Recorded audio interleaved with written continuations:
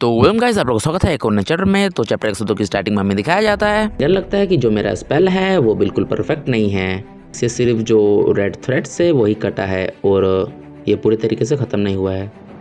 उसके बाद लिन गाओ के फेस को देख के कहता है कि अरे यार, उसका बिल्कुल ऐसा एक्सप्रेशन क्यों हो रहा है, क्या उसे पेट में गैस हो गया है। और हमें गाओ को दिखाया जाता है जिसका फेस सच में बहुत ही बेकार दिख रहा होता है और वो कह रहा होता है कि प्लीज़ वापस मत जाओ। दिखाया जाता है गाँव के पीछे से वो सब कुछ निकल जाता है और उसका पीछे का जो हिस्सा होता है वो टूट जाता है। और लिन ये सब देख के कहता है कि ओ बॉय, मैं उसका पेन यहाँ तक फील कर सकता हूँ, ये सच में बहुत ही दर्दनाक है। उसके बाद लिन गाँव को देख के कहता है कि अरे यार, मैं तो बस उसका ग्रेट फर्नेस तोड़ने की कोशिश कर रहा था, लेकिन उसका तो पिछवाड़ा ही टूट गया है। उसके बाद थोड़ी देर के बाद हमें दिखाया जाता है जो गाँव का पिछवाड़ा होता है उसमें से पानी निकलने लगता है और वो पानी जाके जितने भी बंदों के फोरहेड पर वो रेड थ्रेड निकल रहा था उस पे लगता है और वो सब गायब हो जाता है। ये सब देख के लिन कहता है जो the grand moon primordial water है वो जो द ग्रेट फर्नेस है उसमें जाके एब्जॉर्ब हो चुका है और बचा कुछ the grand moon primordial water है वो बंदों के ऊपर जाके लग रहा है।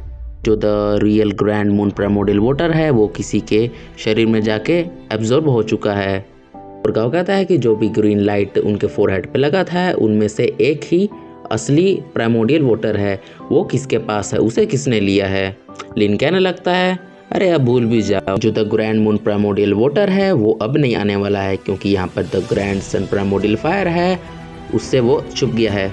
और वहाँ पर जितने भी लोग होते हैं वो कहने लगता है कि इस गाँव की हिम्मत कैसे हुई और ये सचमुच अपने ही डिमोनिक स्पेल से यहाँ पर घायल पड़ा हुआ है, चलो हम इसकी आंखें निकाल लेते हैं। और सभी लोग कहने लगता है कि चलो इसे मार दो।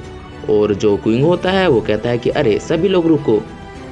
और हमें लिन को दिखाया जाता है जो कि कह रहा होता है कि अरे ये सचमुच बेवकूफ़ लोग हैं, अभी तक इन्हें पता नहीं लगा कि इनकी सिचुएशन कैसी है। और लिन तभी कहता है कि चलो वो लोग भी यहाँ पर पहुँच चुके हैं। और हमें दिखाया जाता है, कह रहा होता है कि गाओ तुम्हारी हिम्मत कैसे हुई, गाओ तुम सच में कितने कमज़ोर हो, तुम यहाँ पर ऐसे कैसे लेट सकते हो। आगे वो कहता है कि गाओ ये कितनी शर्मनाक बात है, तुम्हारे साथ ऐसा इंसिडेंट हो गया और देखो तुम्हारे पिछवाड़े से तो ब्लड भी निकल रहा है। और तभी वो लोग कहने लगता है कि स्वीटर ब्रदर आप सच में बहुत ही कमज़ोर है और वो लोग हंसने लगते हैं। और गाओ कहने लगता है ली चियांग, लियो शाओडुंग, क्विंटाओ। और हमें उन तीनों को दिखाया जाता है जो कि हंस रहे होते हैं। और उनमें से पर्पल बाल वाला एक बंदा कहता है गाओ फैन, मैं सचमुच तुम्हें एडमायर करता हूँ, तुमने एंशिएंट सीक्रेट का एक स्पेल सीख लिया था और तुमने लगभग the grand moon primordial water है उसे रिफाइन कर ही लिया था। सब बात सुन के गाओ कहता है कि तुम सब यहाँ पर किस लिए आए हो और तुम्हें क्या चाहिए। और ये सब बात सुन के वो लोग कहने लगता है कि तुम गाओ तुम्हें पता है कि हम लोगों को यहाँ पर क्या चाहिए, क्या तुम्हें इतना दर्द हो रहा है कि क्या तुम भूल चुके हो कि आखिर हम यहाँ पर किस लिए आए हैं। उसके बाद गाओ बताने लगता है कि अच्छा ठीक है, मैं तुम्हें क्विंग पिंग के बारे में बताने जा रहा हूँ, उसकी लोकेशन के बारे में। अब कुछ ही साल बचे हैं वो जगह खुलने के लिए। जो हमारे नैन्सेंट सोल स्टेज के फाउंडर है उन्होंने वहाँ के जितने भी रेस्ट्रिक्शन है उसे ओवरकम कर दिया है। इसे बात सुन के लिन कहता है कि क्या कुनपिंग वो इमोर्टल मिथिकल क्रिएचर, क्या वो सचमुच है। चलो इससे कोई भी फ़र्क नहीं पड़ता है, अगर वो नहीं भी हुआ तो जो क्विंग पिंग है वहाँ पर बहुत सारा ट्रेजर और आर्टिफैक्ट होंगे। के बाद वो आए हुए बंदे कहते हैं कि ये काफ़ी नहीं है, हमें उसके बारे में पहले से ही पता है और ये तुम्हारे लाइफ के बदले कोई सही ट्रेड नहीं होगा। उसके बाद गाओ कहता है कि अच्छा रुको, जो the grand moon primordial water है वो अभी भी यहाँ पर है, वो अभी तक ज़मीन के नीचे नहीं गया है। और यहाँ पर तुम्हें जितने भी लोग दिख रहे हैं उनमें से ही किसी के पास the grand moon primordial water है, तुम्हें ये खुद पता लगाना पड़ेगा कि वो किसकी बॉडी के अंदर है।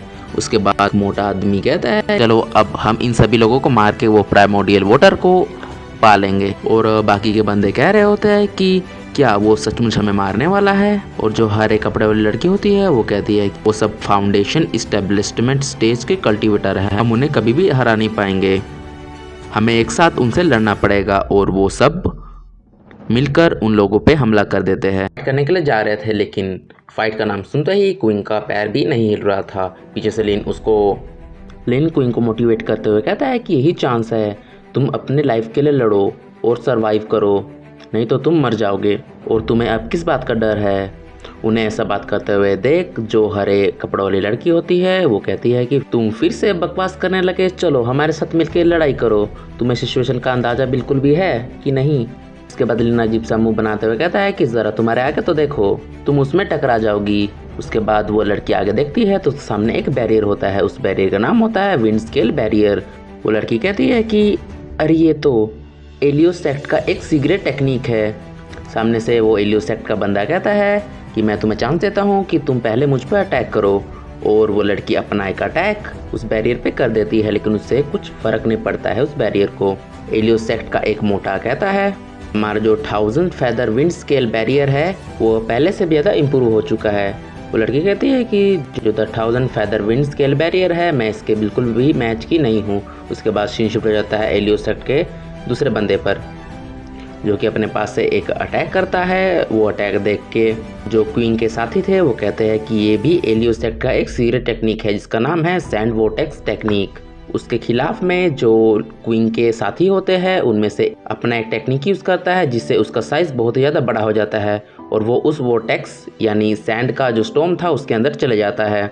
उसके अंदर जाता है वो कहता है अरे ये क्या हो रहा है, मैं इस सैंड स्टॉर्म को पार क्यों नहीं कर पा रहा हूँ। और एलियोसेक्ट का वो बंदा जिसने सैंड स्टॉर्म क्रिएट किया होता है वो कहता है कि तुम्हें क्या लगा कि मेरा ये सैंड वोर्टेक्स कोई ऐसी वैसी टेक्निक है, ये बहुत ही पावरफुल टेक्निक है। मेरा ये सैंड स्टॉर्म तुम्हें जिंदा निकलने कभी नहीं देगा। अभी क्वीन का एक साथी अपना एक अटैक यूज़ करने लगता है और कहता है कि तुम एलियोसेक्ट वाले, तुम्हारे सैंड स्टॉर्म मेरे इस अटैक के सामने कुछ भी नहीं है।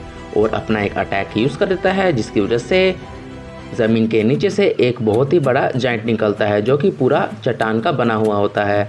वो जाइंट उस एलियोसेक्ट वाले बंदे पर अटैक कर देता है और एलियोसेक्ट वाला कहता है तो ये है तुम्हारा सीक्रेट टेक्निक। और एलियोसेक्ट का वो मोटा कहता है कि चलो भाई लोग अब इसे मुझ पे छोड़ दो, और अपने पास एक चुटकी बजाता है और वो जो अटैक होता है वो सुरोक मॉन्स्टर पे लग जाता है। तो गाइस इस एपिसोड तक तो मिलते हैं एक और नए चैप्टर में, तब तक के लिए बाय बाय।